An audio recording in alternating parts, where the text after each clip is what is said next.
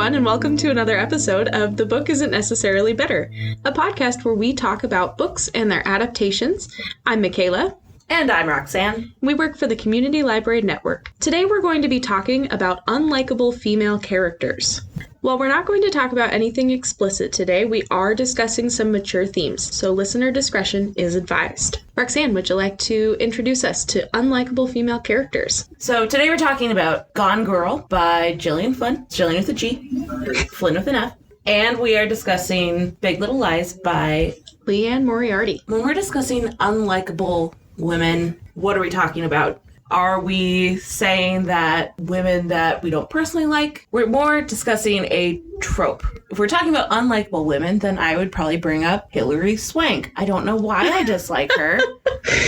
It just reminds me of the episode of The Office where they're talking about Hilary Swank. You know what team I would be on. I do, unfortunately. Now, before we go any farther, I'm going to say Mikayla and I are women who believe in empowering and supporting other women. 100%. Girl power. And also guy power. People power. People power. Power to the people. Yay, people. Come to the library. This is what we're all about. So what does the unlikable trope mean? This has become kind of popular in the past 10 years or so. We're going to start with Gone Girl by Gillian Flynn. Gillian Flynn, being from Kansas City, Missouri, this is where she based a lot of her book. And she wrote Gone Girl in 2012. Probably the most popular of her books, but she's also written Sharp Objects and Dark Places. And she also has a short novella, which doesn't get a lot of attention, but it's called The Grown Up. Have you ever read it? I have not.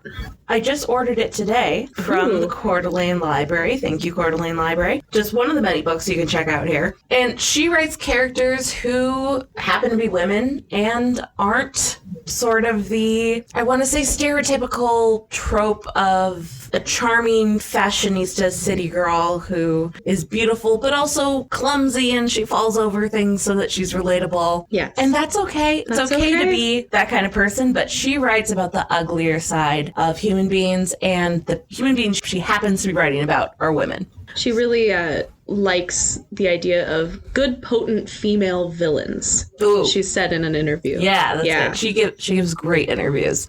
I'll give you a brief synopsis, and I asked Mikayla to help me because it can get pretty twisty-turny. And straight up, huge spoiler alert. If you do not want this to be spoiled, skip the next couple minutes. Yeah, maybe this entire part of the podcast. So, you've been duly warned. Gone Girl is the story of Amy and Nick Dunne. They're a successful New York couple, and they are both writers. And it takes place in 2009, right after the Great Recession. And so they both get laid off. And Nick's mom falls ill. She gets cancer. He's from North Carthage, Missouri, which I don't think actually exists. I don't know. Never been to Missouri. I don't think I have either. So they move to Nick's hometown and they fall into a rut. She really just becomes sort of a housewife, right? She doesn't really go out anymore. She doesn't work. Now, the thing about Amy she is brilliant, beautiful. That's how she's characterized. And she's felt a lot of pressure her whole life to live up to the book series Amazing Amy. So her parents were children's book authors, and they wrote a series called Amazing Amy. The thing is that Amy is a hard character to live up to. So as she says in the movie, I'm not sure about in the book, she goes, when I played cello and then quit, in the next book, she becomes a protege. Yeah. Or when I tried soccer and failed miserably, she becomes the varsity star. That's a lot of stress. And in the movie, she's played by Rosamund Pike, which, you know, even if you're Rosamund Pike, she still feels pressured. So Amy is the essential high-achieving woman, and she's married to Nick, and they seem like the dream couple. But when they move to Missouri, she starts to feel like it's getting tense. She starts talking about how she's afraid of Nick and how he's been running up their credit card and how she suspects that he's cheating on her. She really is writing all this to her diary entries. A great husband. He's a bad dude. She starts talking about how she's a really bad dude, in fact, afraid of Nick. And in the book, you're reading Amy's diary for the entire first half. What's really going on is that she has just faked her own death, her own murder, to frame her husband Nick because she found out that he was cheating on her. And also just isn't generally a very nice person. Okay, now that we have the major spoiler turning point, he was cheating on her. But he's not the monster that Amy, who has been called a sociopath, has gone to the lengths to frame him for this. She runs away. In there, we get this so-called cool girl passage. So the cool girl passage has been sort of grasped on by many women who feel like this sort of describes the conditioning that we go through. I did pull a small excerpt that I'm going to read. I did change a few things to make it safe for work because we are at work right now. Yes. All right. So this is written by Gillian Flynn, and this is the first thing that you read right after you find out that she's not actually dead. She just faked her own death. Men always say that as a defining compliment, don't they? She's a cool girl. Being the cool girl means that I am a hot, brilliant, funny woman who adores football, poker, dirty jokes, and burping, who plays video games, drinks cheap beer, and jams hot dogs and hamburgers into her mouth while somehow maintaining a size 2. Because cool girls are all above hot and understanding. Cool girls never get angry. They only smile in a chagrined, loving manner and let their men do whatever they want. Go ahead. I don't mind. I'm the cool girl. So what I like is that we have the new trope of the unlikable woman describing an entirely different trope, the cool girl. I could say like Jennifer Lawrence could be considered. She's a cool girl. A cool girl. As she runs away, she goes to a motel. She gets robbed once people figure out who she is, and then she moves in with an ex-boyfriend who is still in love with her. She actually murders him, spoiler alert, too late, to make it look like he was holding her captive the whole time, just so she can go back to Nick because she sees on television that he's playing the part of the mourning husband. But really, he's also putting on a show because he's hired a PR department to help him basically play this role that he needs to play. And that's actually a really big both criticism and a big piece of the book, is that both of these characters are extremely unlikable. What they're attracted to in each other isn't anything nice. It's the facade that each of them puts on. And even once they both know that the other person is putting on a mask, they're so enamored with the mask of the other person that they're like, yep, I'll keep playing my own part in order to be with that person playing that person's part. See, I see it a little bit differently. Yeah? I don't think that they're actually attracted to each other. I think Amy sees Nick as not a prize, but a sort of I gave you the best years of my life. This is my due for being a cool girl. Okay. So I have chosen you, and this is now, like, you have to stay with me because I am the cool girl and I have been the perfect wife. And he stays with her because she's a psychopath. That's true. Sorry, sociopath. And in the end, she becomes pregnant, and really he's just there enough to, or he's willing to give it another chance just so he can see his child, because she threatens not to let him see their child when she's born. Mm-hmm. I hated the ending. Of the book or the movie? Both. Okay, it's a little different, I think, in It's slightly different, but either way. I don't like that there has to be like an incentive for each of them to keep playing their part. I think I would like it better if they were just both bad people and they both decided to be bad people together with no like linchpin keeping them like locked in. Right. Yeah. The only reason that he stays is so he'll have access to kid. But whenever I see an ending like this, it just makes me think, okay, so if you're going to just stay together now, so you're going to be together for the next 40 years based on this premise, how is that going to go? Yeah, that's kind of rough. So I'd say that Amy is probably our current epitome of the unlikable. She's the reigning female villain. I think I mentioned this before, but Gillian Flynn has been accused of misogyny for writing women that are unlikable. I personally disagree with this. I think that people, whether they're men or women, can just as human beings be evil or have a lack of empathy. And so I think she's just happening to write a human being who's also a woman and also a sociopath. Are her other novels also like that?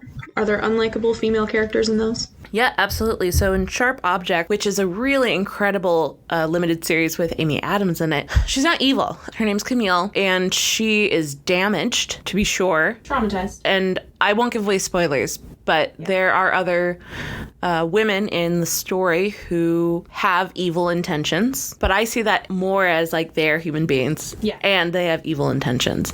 And I think it's more liberating to discuss they can be both. Mm-hmm. I agree. What about Dark Places? Dark Places, first off, the movie is not as good as the book in this case. Haven't seen it. The movie is fine. It's played by Charlize Theron. Charlize Theron? Yeah, her. Oh, okay. Charlize Theron. Theron. Okay. And in that, once again, there's sort of a damaged woman, or could be considered damaged, also a survivor, who is definitely dealing with a lot of trauma from her childhood. All of her family died from a murder and a house fire. And so she's dealing with that. And then she also comes up against a lot of things in her past. And there are female characters who are written as having less than great intentions. A lot of references to the Satanic Panic in that, isn't there? Yes, absolutely. You know, I love my true crime. Dark Places is really great if you're really interested in the Satanic Panic. Now, what was the Satanic Panic? During the 1980s, it became kind of a mainstream cultural, moral panic that there were weird Satanist groups, the occult. The occult was infiltrating like small towns and cities and it's sort of like in the 50s we were afraid of communism, 60s we were afraid of hippies, and then 80s they're like what do we got? The occult? Yeah. Sure. So, the Satanic Panic actually had some really devastating consequences for real people. Now, Roxanne, you really like Gillian Flynn's writing. Is that right? I love her. So, this is where Mikayla and I have some differing opinions. Oh, we disagree 100%. I know. So I love Gillian Flynn. I think she's a great writer. For me, I just enjoy pretty much anything she writes, I will read. Okay. Mikayla, you don't feel that way. I don't. Despite the fact that I have read all of these, which now I'm questioning all my life choices now that I've realized this. I think that part of my problem with her is I really love authors with like very flowery language and very like high flown. Oh, you do like that? Prosy. Yes. And I think she's the opposite of that. I think she's so straightforward. She used to be a newspaper reporter. And I think I just have a problem with newspaper reporters in general because I also really dislike Hemingway, who also was a newspaper reporter, and that's his whole style was developed to write, with the most important stuff at the very top and then not any filler. Mm-hmm. And I think that's what I don't like about her. She's just not, she does not have the turns of phrase that the aforementioned F. Scott Fitzgerald does. Okay. I'm picking up what you're putting down. Mm-hmm. I'm not going to pick it up, take it home with me, but I am picking it up. It can sit on my porch, but it can't come inside. Exactly. So I see what you're saying, and this is, totally difference of opinion. I love how she writes. She gets to the point, especially like the cool girl passage. I feel like she writes what we've all been thinking. Okay, and see, I feel more like that about the next person we're talking about, which is Leanne Moriarty. Right. And I couldn't even really get through. I didn't hate her books at all, but she wasn't a captivating writer to me. Fiction in general, I have to really be into fiction to make it the whole way through. I'm more of a nonfiction reader. So actually, considering I like nonfiction, that makes a lot of sense why I would like somebody who writes like a reporter. Yeah. Because I want it to sound like a real story. And then what happened? Oh my God. And then what did they do? That's my favorite kind of. Yeah. All the dirty scandal facts. Yes, that's what I want. Oh, I've just learned so much about myself. Right? This has been a very cathartic episode. Oh my goodness. Also, we've drank a lot of Red Bull. We've had so much Red Bull, you guys. So. Anything else you want to wrap up about Gone Girl before we go on? Oh, well, so comparing the book to the movie in Gone Girl, there actually isn't a ton that's different. Right. Very similar. Amy is more graphically just evil in the first book. Oh, one thing in the book versus the movie is that she has been planning this for a long time. Forever. This framing. Mm-hmm. Essentially, she got crossed and then decided to go full ham. full ham, like oink oink. She had been writing this diary for a long time to frame him, but in the book, she also had been playing for a year that she was sickened by the sight of blood. Like she would pretend to faint in front of people so that if she ever got murdered, it'd be like, well, she couldn't have framed herself because she's afraid of blood. Yeah. Also, like, what a sociopathic thing to do. Right. Who would find out that somebody's been missing and been like, they must have faked their own death because she wasn't afraid of blood. Right.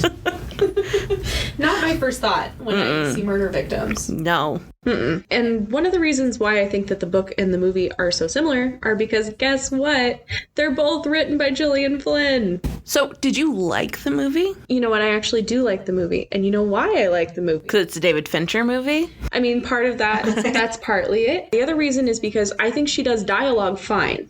It's the actual plot and the story of the book that I think she does badly.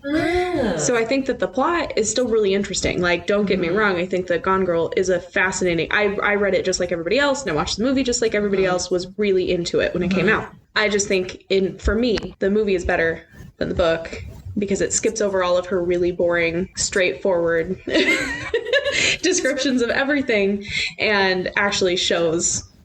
a little more emotion and a little bit more movement. Yeah. Yeah, I think I see a straight line between my love of true crime narratives. Basically, anything like a historical true crime story is just chef's kiss for me. Makes so much and then, sense. Of course, so I would like a fiction writer like that. Yeah. I like Hemingway. He's fine.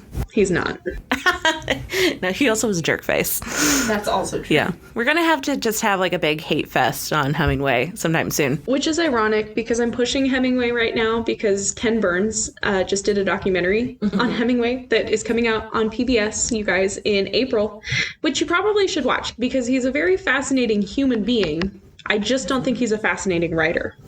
But he is one of like the great American like classic writers. Wouldn't you agree? You know who else is a great American writer? Gillian Flynn. All right. So, was the book necessarily better or not? I would say I really enjoyed the book, but I also really enjoyed the movie because they're so similar. Yeah. So, Mikayla, we're discussing Unlikable Women. Yeah. We had Amy Dunne in my discussion, so it gets a little bit more complicated. Sure. Let's talk about Big Little Lies. Big Little Lies came out in 2014. It's by Leanne Moriarty, and she's one of the great Australian writers. Check that out. I know. She's maybe our first foreign author we talked about Jane Austen. She's our first But doesn't Jane Austen belong to all of us? She does. She's a... Just like Gillian Flynn. Not Gillian. National treasure, Gillian Flynn. No. Leanne Moriarty is Australian. She has written to this point, I think, 8 books, and she's one of the only authors who I will say I have read everything she's ever written. I love her. Her writing, unlike some people, is really good. She writes a lot of, you could probably call it chick lit.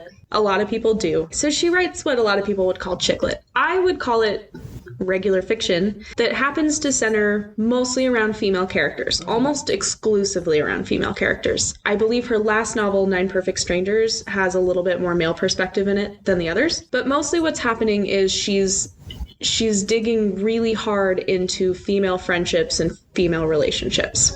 My favorite, by the way, because I know I'm going to forget to tell you this later, is actually her first one, which is 3 Wishes. It's her best work. I also love Big Little Lies. They're almost even. Have any other adaptations been made besides Big Little Lies, or any in the works that you know of? Yeah. The Husband's Secret is supposed to be in the works with Blake Lively.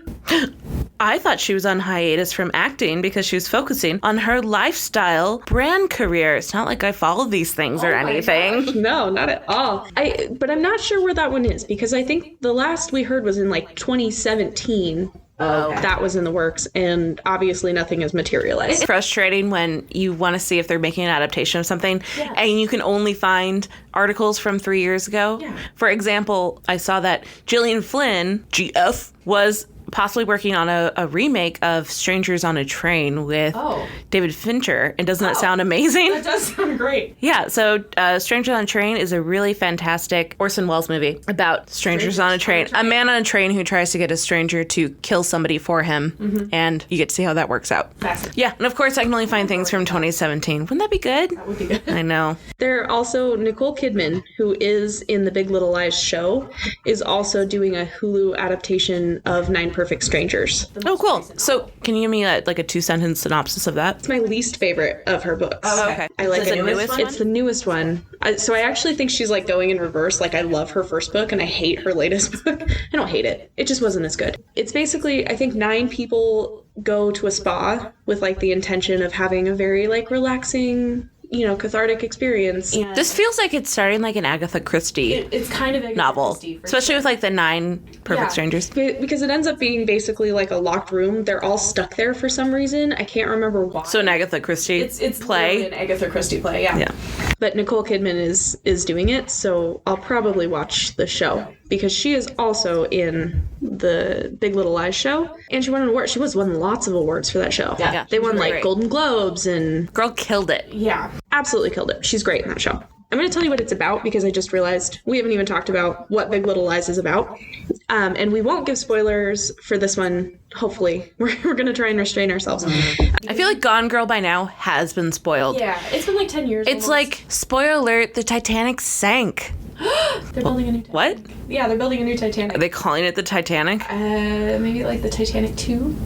I forget. Electric Boogaloo? Really like to the exact specs of the Titanic. So we all know how that's going to end. Okay, I have some Googling to do later about this. Yeah.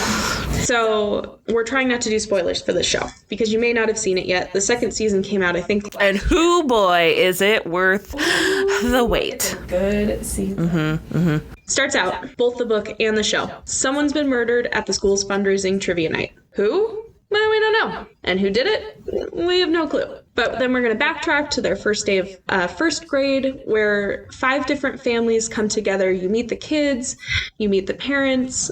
There's a lot of complicated friendships and relationships going on, especially with the moms, and they are kind of the backbone of this mystery. Who got killed at trivia night? The show does this really great framing device of like talking heads, and the talking heads will be like, it just like came out of nowhere. They were fighting and I didn't know what happened. And then like, but you don't know who has been murdered the whole, like until you get to the last episode. This is so different than my life. Like the biggest drama that ever happens at trivia nights, like the biggest mystery would be like, who ate the last mozzarella stick when I was in the bathroom? Because if I had been there, it would have been me. Yeah, this is the most dramatic trivia night I've ever heard. And are these rich people? It's a mix. Mostly they're like upper middle class. There's one mom who's obviously like way upper class, and there's one mom who's struggling. She's pretty poor. She's a single mom. Is she new? Yeah, she's new to the town. She's obviously struggling with some back issues from her own life and trying to help her kid who has been accused of biting another girl at the school. Yikes. Yeah, it's a lot to deal with, a lot to put on her. She's played in the show by Shailene Woodley, and this is like a star-studded cast in the show. Oh my gosh. The stars are out tonight. You've got Reese Witherspoon, Nicole Kidman, Shailene Woodley, Laura Dern. Okay, I'm sorry. Shailene Woodley also played Felicity, the American Girl. What? No. In a Felicity American Girl movie. I didn't know. For all us 90s, 2000 kids. I need to watch this. Yes. So bad. It's amazing. She's like 12. Oh so anyway. Love it. Shailene Woodley. Laura Dern. I hate her. But what? She's my unlikable woman. I have no reason to. Oh. She's great. Her and Hilary Swank. She's going through a Dern-assance. Like, she's totally made a comeback. Oh, gosh, darn her. There's something about her that irks me. She's my unlikable woman, but not because she's a woman, because she's Laura Dern. Interesting. Well, okay, we're going to gloss over this. Laura Dern. Zoe Kravitz. Alexander Skarsgård. I know. And in season 2, Meryl Streep. Star-studded cast. It's amazing. And everyone is really good. Also, the kid who plays young Sheldon. Yeah, he's in that too. He's there too, I guess. Yeah. The kids are kind of whatever in that show. It's really about the moms. And the moms, like I said before, they have a lot of really complicated relationships There's some really complicated inner workings Really between toxic them. friendships. Very toxic friendships. But I like that they also show actually close friendships too. Yeah. It's like any actual group of friends that you have. There's some infighting. There's different relationships among all of the women. Some mean girl stuff going on. Yeah. There's some good stuff. There's some bad stuff. There's definitely some backstabbing going on. But you know that they're friends and they have each other's backs, even if at times they are making very poor life decisions. The poorest. The poorest of life decisions. The richest people making the poorest life decisions. And ironically, Laura Dern being really great at being a rich person with a lot of problems. Okay, one of my favorite, as much as I don't really like her, she is fantastic in this role. Mm-hmm. I have no reason to not like her. It's just my thing. Okay. It's like how you don't like Gillian Flynn. There's no reason or rhyme to it. No, I very, very specifically gave you a reason. I don't remember that. So, anyway. That did not happen. So I don't like Laura Dern. We already discussed that at length. Oh, she has a great quote in the second season. Mm-hmm. I will never not be rich again. Mm-hmm. Or that's exactly what she says. She's got a like rags to riches sort of story where she grew up kind of poor and then is basically a self-made woman. And then a little bit of a spoiler alert, her husband handles their money very poorly and basically bankrupts them. And she does not, through no fault of her own, he's made bad decisions that have affected her, and she has to deal with the fallout of that. I will never not be rich again. I'm pretty sure that's what she says. There's no way of ever knowing. There's nothing we could look this up on. We cannot go back and watch we can't know these things. Rewind the tape. So, what would you say are the biggest differences between the book and the movie? First of all, the series has 2 seasons, so it goes like beyond the end of the book. Like the book ends, you don't know anything else about them. The second season of the show picks up right where that left off. So that's similar to, and have not watched it, Game of Thrones. It's kind of... Or it's more that they're waiting for him to write them? George R.R. Martin is never going to finish the 6th book, keeping us all in suspense. Why? What's his deal? He takes like 20 years to write a book, and then he got really interested in writing the series instead, and stopped writing the book. So he wrote the television series. He helped on, I think he consulted on the television series. Really, there's no good gosh darn reason why he has not finished that book. Is he like trolling everyone, as the kids would say? If he is like the greatest troll who has ever trolled. I mean, it's been literally like 15 years since the last book came out. Wow. Oh, really? That long? Like that great. Yeah, fondness for that. I have a fondness for him because he looks like my dad. Cute. Yeah. Bill Callenborn. He looks just like Bill Callenborn. Go Bill. Go Bill. Yeah, I don't know that there's a whole lot more to say about Big Little Lies specifically, but Leanne Moriarty in general, I think, does a very good job of making people feel like real people. And that just so happens to be women. So she doesn't have anyone in there who feels like an archetype or a trope. Like the best friend or the... Right. Like, you might think someone is like that at the beginning of the book, but she does a really great job of having some sort of like mystery or some sort of like shroud of not knowing wrapped around all of her books. You hear the backstory or... Yeah. So by the end of it, like, for instance, Nicole Kidman's character feels like a really unlikable person at the beginning of that show. Yeah, she seems too perfect at the beginning. Yes, she's got the perfect life. She has twins, and her husband is this really... Is Alexander Skarsgård. Very, like, nicely dressed, super sharp, very attentive dad and husband, and she just seems like she's kind of stuck up and not nice. And by the end of the book / series, you have found out a lot of things about her life that make you know she's not... You're really rooting for her. You're super rooting for her. It's a cover, you guys. She's hiding a lot of very, very deep, dark secrets and sadness inside of her. I think that's what Leanne Moriarty does well, that I think pushes her out of the realm of so-called chick lit. Well, whether or not we agree with it, let's sort of define chick lit more. Mm-hmm. What are some common tropes that we see in chick lit? So I think common chick lit things. They're almost always written by women. They almost always feature at least one woman and sometimes several women. Many times they're centered around finding romance, or... Yeah, I would say it's almost like 99%. Yeah. It focuses on romance. Mm-hmm. Or trying to fix like a clumsy, like we were talking about earlier, that like trope that Gillian Flynn does not like, that is a lot of chick lit.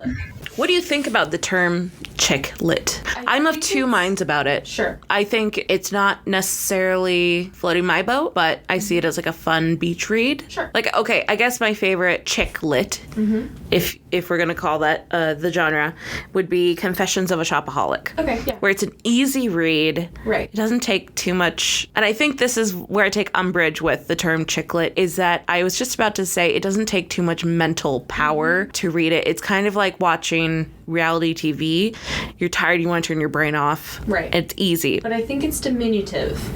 Absolutely. And I think that it... So as soon as I say, like, it doesn't take mental power, it's like, well, it's like saying, well, I'm not going to read Garfield comic strips, or like, let's call that catlit. Because you can turn our brain off and read a Garfield comic strip. Right. Also, I got a master's in making analogies. Ooh. And similes and metaphors. Golfer's class. I also think that it rules out half the population, right? As soon as you label something chick lit, it makes it impossible for a man to read it and not be like, ooh, you're reading chick lit? Like, it's so... And it's not something that they necessarily don't have any interest in. It's not, like, it just automatically segments off a portion of the population who might want to read it. And says, this isn't for you. Yeah, this isn't for you, and it's lesser. And I don't have any problem with chick lit. I, every once in a while, like a really good breezy read. Absolutely. Yeah. But yeah, I'm still of two minds. I mean, it's not that I'm for or against it. I think it's something interesting to think about. That, yeah, I don't think it as like, but this is for women. I see it as being exclusionary to maybe men want to read a breezy novel. Which maybe, well, what's the equivalent of that we don't call men lit? Would that be like a Patterson or like a CJ Box or... We have a person on staff who calls it, what does she call it? But she reads dude novels. Okay. But she reads dude novels. Dude novels. Okay, so I guess there's dude novels and chick lit. I don't love either of those labels. Yeah. I want them to be more, if we're going to label things, I want it to be more about the genre and not, or maybe less about the genre and more about the content, like what matters in the story. Wait. Are you saying that you want to judge things about what they are on the inside, not the outside? I guess I am. What? But someday speak to me about my deep and abiding love of book covers, because I absolutely, even though I say that I love the insides, I absolutely do judge books by their cover. I do too. I won't read certain editions of a classic based on what the book cover is. Oh, thank you. Yeah. I'm so glad someone else feels that way. Yeah. Actually, it's interesting you bring it up, because there is a trend I read about in an article where for like YA books, they're trying to do less gendered covers so that books don't just appeal to girls or boys. I think that's wonderful. Right. So it's like Hatchet doesn't necessarily have a picture of a boy on the cover. It's got a picture of a hatchet. And I definitely read those books as a kid. Did you? I will always be traumatized by the pilot who smells oranges and then he's dead. Yes. What? Sorry, spoiler alert of the beginning of Hatchet by Gary Paulson. If you haven't read it by now. Also, if you haven't Googled a photo of Gary Paulson, do yourself a favor. He looks delightful. I'd love to have a cup of coffee with him. Googling a picture of Gary Paulson now. Oh, he's so cute. I know, he's very cute. So do yourself a favor. Make your day. That's wonderful. All right. Anything to wrap up? Last thoughts? Rah-rah chicklet? Rah-rah chicklet. With a caveat. I couldn't have said it better myself. Well, thanks you guys for joining us again. This is, the book isn't necessarily better, although in the case of Leanne Flynn, sometimes it is not. And that's all I'll say. It's the hill I will die on, the Gillian Flynn Hill, full of true crime and damaged people. We will be fighting about it for eternity. Yep. I think so. This is our professional rivalry right here. It's about Gillian Flynn. I'm okay with that. Yeah, me too. I'm okay with this hill that I've chosen. Yeah. Right. You bring the Red Bulls next time. Yes, I will. Keep us caffeinated. All right. So can't wait to talk to you next time. I hope you're all having a great week. And remember, everything that we've talked about can be checked out, or we can find it for you at the Community Library Network. Hope to see you soon. Bye. Jillian, call me. I know you're listening.